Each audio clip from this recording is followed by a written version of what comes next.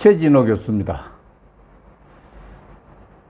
오늘부터는 소금에 대해서 말씀드리겠습니다. 게랑드 소금은 왜 25배나 비쌀까 하는 주제로 말씀드리겠습니다. 벌써 9년 전 일입니다.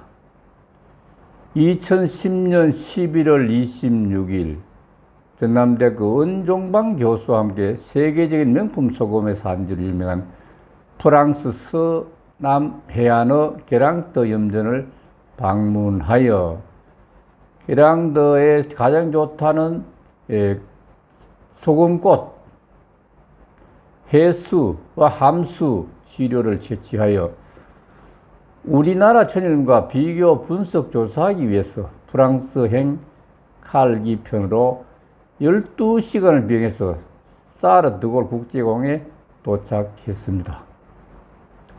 게랑드라는 지명은 소금의 나라라는 뜻을 담고 있습니다. 프랑스어로는 하얀 나라라는 의미를 지닌 페이블랑입니다. 게랑드 지역에서 소금을 만들기 시작한 것은 기원전 800년이라고 하니 지금부터 3000년 전의 일입니다. 다음날 일찍 파리 몽파르나스역에서 고속열차 떼제베를 타고 서쪽으로 달리기 시작하여 자동차 레이스로 유명한 르망을 지나서 낭트의 칙령으로 유수 깊은 역사도시 낭트에 잠시 머물렀습니다. 1598년 4월 13일 프랑스 왕 앙리 4세가 브르타뉴 낭트에서 시작한 칙령으로서 신교파인 위그노에게 조건부 신화의 자유를 허용하면서 36년 동안 지속되어 온 프랑스 종교 전쟁을 종식시키던 점에서 큰 이의를 갖고 있다고 하겠습니다. 벌써 15년 전의 일입니다. 우리나라가 프랑스로부터 고속열차 떼제베를 도입했던 기억이 납니다. 지난 1993년 프랑스 미테랑 대통령이 우리 외교장각 의궤를 임대 형식으로 돌려주겠다는 것이 결정적인 이유였습니다. 지난 2004년 4월 1일 개통된 KTX는 프랑스 떼제베 고속열차를 도입하여 기술 이전을 받고 자체 기술 개발을 통해 세계 5번째로 시속 300km 이상의 고속열차 개발국가라는 사실이 자랑스럽게 다가왔습니다. 선조 21대 왕 정조는 국립도서관 규장각을 중심으로 과거사를 정리하고 앞으로 나아갈 방향을 모색하는 연구 편찬 사업을 왕성하게 벌였습니다. 왕실의 여러 행사에 관한 의람용 의궤도 화려하게 제작했습니다. 의궤란 왕실의 혼례, 세자 책봉, 왕실의 장례, 궁궐의 건축과 같은 국가나 왕실의 주요한 행사의 전말을 그림을 그려서 기록한 것입니다. 이 의궤와 귀한 서책을 연구 보존하기 위해 설치된 규장각 부속 도서관이 강화도 외규장각입니다. 정조는 사도세자의 아들이기도 합니다. 강화도 외규장각에는 약 6,000책이 수양되어 있었는데 1866년 병인양요 때 프랑스군에 의해 외규장각 건물과 함께 대부분 불태워졌습니다. 의궤를 포함한 주요 도서 300권은 프랑스군이 약탈해 갔습니다.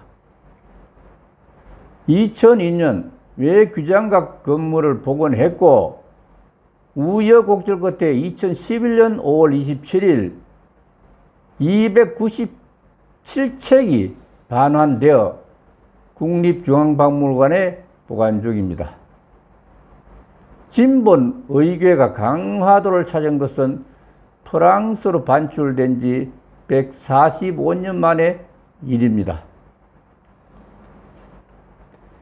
떼제베 고속열차의 차창을 통해 정겨운 농촌 풍경을 만끽하면서 조선 도시 생나제르를 지나면서 파리를 출발한 지 3시간 만에 생미셀에 도착했습니다. 11월인데 우리 일행을 환영이라 하듯이 하얀 진눈깨비가 메마른 산을 쉼없이 뒤덮으며 헐헐 춤을 추며 내리고 있었습니다. 여기서부터 르쿠라지 곳으로 둘러싸인 게랑댐이 시작된다고 하니 가슴이 설리기 시작했습니다. 여기서 곳이라는 말은 고에 지읒 받침을 한 것인데 이것은 육지에부터 바다로 툭 튀어나온 그런 것을 곳으로 부르고 있습니다. 그렇지만 갑자기 진눈깨비가 펑펑 쏟아지니 스노타이어 등 월동주민을 갖추지 못한 시골 버스는 비틀거리며 엉금엉금 도로를 개걸음치고 있으니 지나가던 자동차들이 혹시라도 부딪힐까봐 도로변에 바짝 붙여 세워놓고 안절부절 못하는 모습도 일색 풍경이었습니다. 어쩐지 사람 사는 곳은 마찬가지라는 생각이 들었습니다. 그럭저럭 30분 정도 달려가니 게랑터 염전이 시작되는 염전 가는 골목 입구까지 왔지만 가는 날이 장날이라고 했을까요?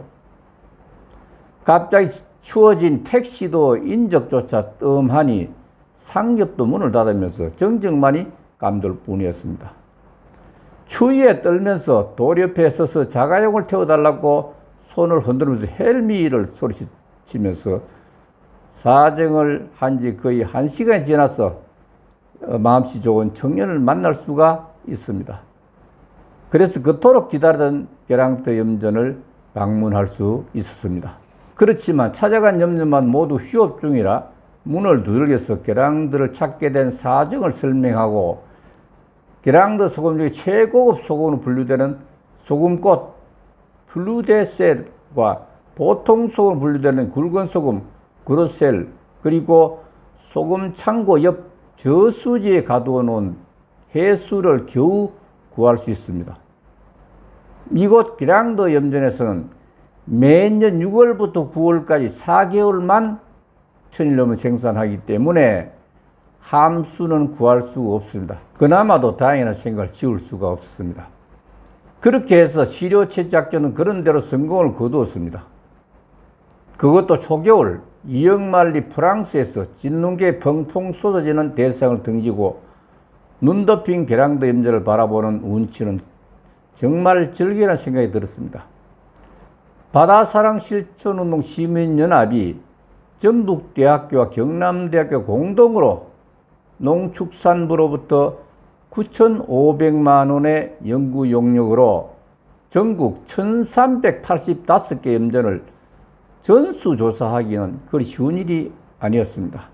특히 우리 천일염보다 25배 비싸는 명품 소금의 게랑더 염전까지 찾아가서 시를 채취하고 분석 조사를 할 것이라고는 생각도 해본 적이 없습니다.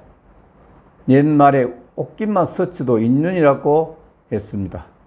사람이 살면서 사소한 만남이라도 전생의 인연에서 비롯된다는 뜻으로 살아가면서 겪게 되는 사람들과의 만남을 소중하게 여겨야 한다는 생각을 다시 하게 되었습니다. 게랑더 소금은 세계 명품 소금으로 군림하고 있습니다. 우리나라 천일염보다 무려 25배나 비싸다고 하면 쉽게 이해할 수 있을 것입니다. 그 이유는 첫째, 게랑더 염전은 토판염전으로, 둘째, 매년 6월부터 9월까지만 생산하고, 셋째, 최고급 천일염인 소금꽃만 생산하기 때문에 세계 명품수로 자리매김하고 있습니다. 여기서 허영미 시인은 어떤 인연한 시 한 수를 읊고 넘어갈까 합니다. 속되지 않게 절제된 빛깔로 우리는 수목화 공부를 시작했습니다. 그대가 매를 그리고 내가 난을, 그대가 국을 그리면 나는 죽을 그려 넣어 그렇게 우리의 인연을 완성해 가려 합니다. 라고 읊고 있듯이 우리나라 천일염과 프랑스 게랑더 천일염이 매와 란, 국과 죽을 걸어 넣듯이 그렇게 소중한 인연을 키워서 우리 천일염도 세계적인 명품 속으로 발돋움했으면 하는 바람입니다. 감사합니다.